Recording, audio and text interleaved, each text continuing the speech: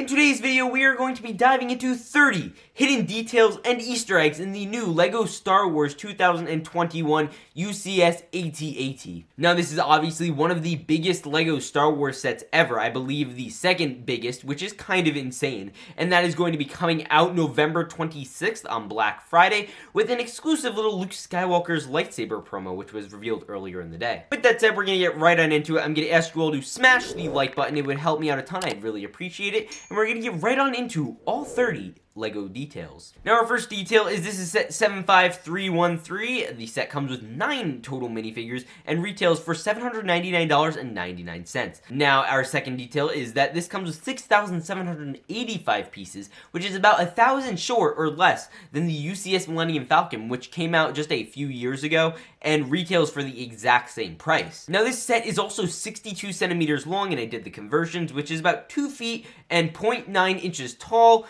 as well as 9.5 inches wide, and 2 feet and 3 inches long. Now, this set comes again with 9 minifigures, all of which are technically exclusive, but that is because of the variety of face printings that come with these, and only 2 have any serious notable change other than face prints. One of those being General Veers, who has appeared in sets in the past, like the AT-AT playset from last year, and this one obviously is a little different and comes with dual molded leg as opposed to regular dark gray legs. And another, at number 6, being the Snowtrooper Captain, whose only real significant change is a small blue marking that he has on his torso. Now, a fun interesting fact is that LEGO actually did get the face prints wrong, and I know that sounds ridiculous, but for the big Star Wars fans out there like myself, know that for a fact that this is Vader's fist that was assaulting Hoth. Vader's fist is the only clone legion left in the Empire. So realistically, all of these snowtroopers should have had clone trooper heads if LEGO actually did their homework on this. Which they did for the most part. That was just a fun detail I wanted to throw out there. Now, when you open the box of the LEGO UCS AT-AT, there are actually 4 smaller boxes. And when you actually stack these all up, they form the shape of the AT-AT picture from The Empire Strikes Back of them descending upon the snowy hill. And I think that's a really neat detail and a really, all-around great thing. There's lots of little details in the packaging, but this was, I think, my favorite and the one I wanted to mention the most. Now we're going to get right on into the set, and we're going to start at the bottom with this little detailed plaque that they have with all of the information you see ahead of you. You could pause if you'd like to read it. It's stuff about like the Quat drive yards being the place where these were designed. It is of course accurate to Star Wars and that whole lore and section of it. And behind that plaque, there is actually a stand that holds a very tiny, but awesome, brick-built screwdriver. Now, on this screwdriver, there is actually a little Imperial logo on the back, which kind of gets me excited, because maybe we'll see this type of mechanism used in the future, and maybe it will have other different, areas of Star Wars. So if they do an AT-TE, this might be able to help pose an AT-TE leg. And obviously where I was going with that was they could put the Republic logo on the back of that screwdriver. Now, to use this piece, there is a pretty simple mechanism that is actually really ingenious and I was kind of shocked by, but you have to find these little kind of hidden Technic pieces in the legs. And with that, you are going to connect it with the Technic piece, and you're going to spin it either left or right, and you will kind of figure out which area or way the leg is going to move.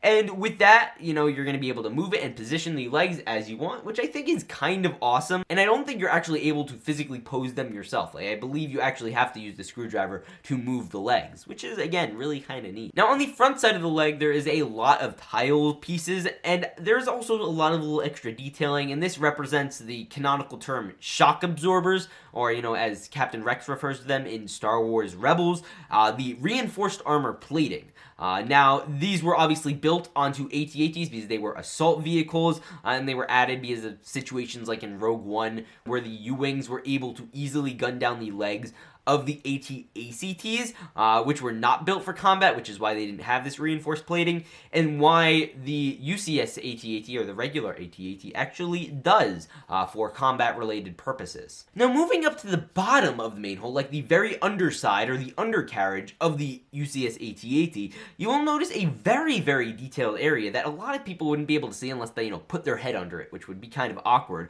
But you'll notice like a thing like this big circle in the center. Now, I'm sure many people would assume that this is where Luke Skywalker would cut open the little area and then throw his grenade in, but that is inaccurate. It is actually right alongside that is this kind of small little sliver and that is where Luke Skywalker does throw his grenade, which is also attached to his little launcher right there that he's connected to, so that way you don't have to worry about holding 3 different things, which I think was a really nice little feature they included there.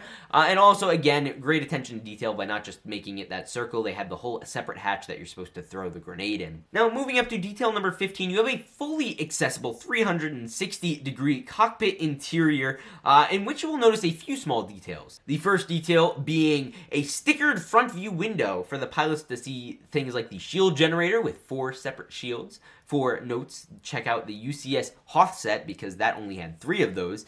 And then you can also check out things like the mountain, which is right alongside that. Obviously a cool little detail. Now at 17, the piece behind General Veers and his command deck is actually there to represent the cockpit lock. So that way, if the walker is infiltrated, the cockpit will be locked from opening and allowing intruders to, access the area. So that way they don't, hijack the AT-AT.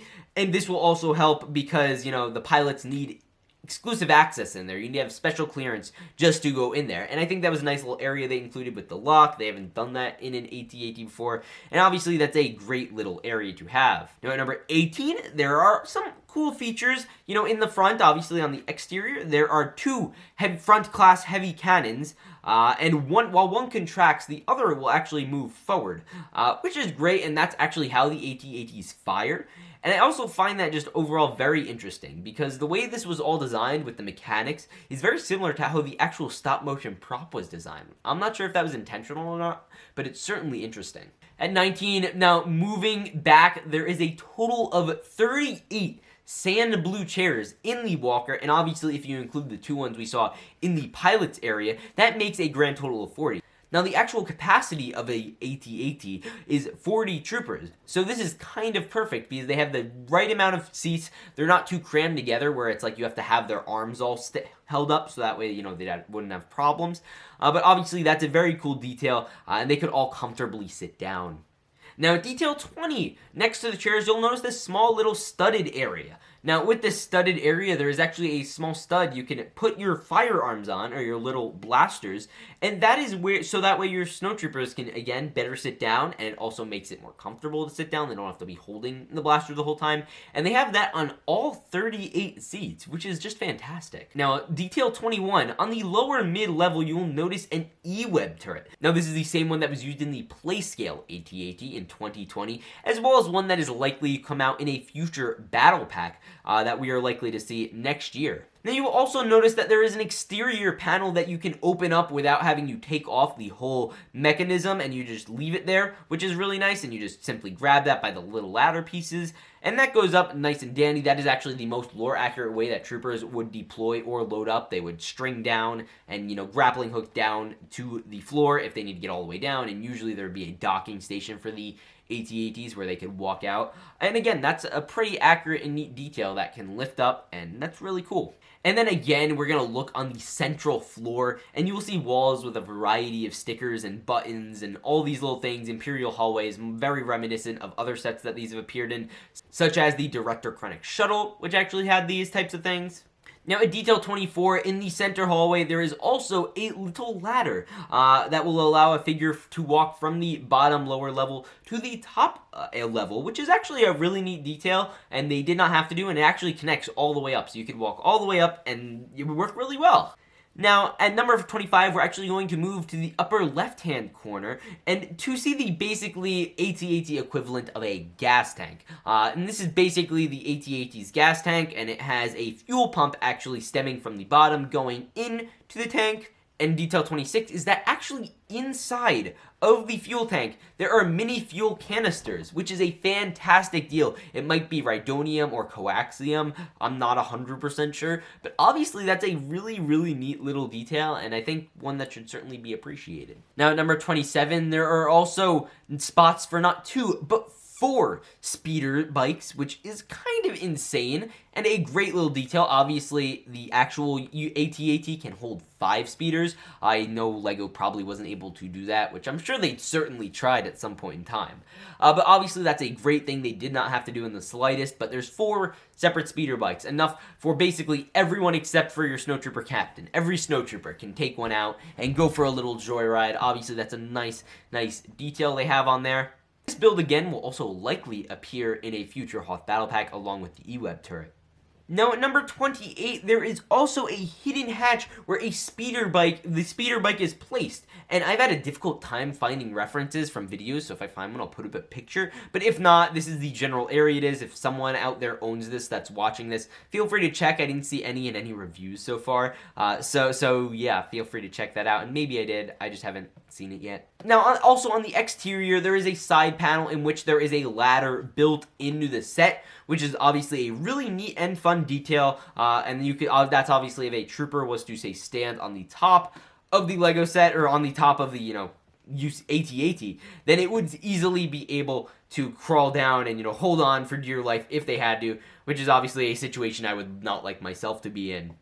Now finally, a small detail I would like to point out is that this is a specific AT-AT to the Empire Strikes Back. Now this could not really qualify as a Rebels one because that is actually a different design of AT-AT technically speaking, and also this technically does not count as like a one from the sequel trilogy. We did see those there, so that is just an interesting thing I thought I'd bring up. And that was 30 details in the LEGO Star Wars UCS AT-AT. I want to thank the Brickwiz and SolidBrick Studios for these shots, and as well as you guys for watching. Now, before you head out, I plan on making a things you could buy instead of a UCS AT-AT, like a new car. And you guys can check that out over here, and it's probably going to be uploaded eventually, obviously not at the very moment. But tell me, guys, your thoughts in the comments down below. I'll see you all in the next one. Remember, peace out, and stay awesome.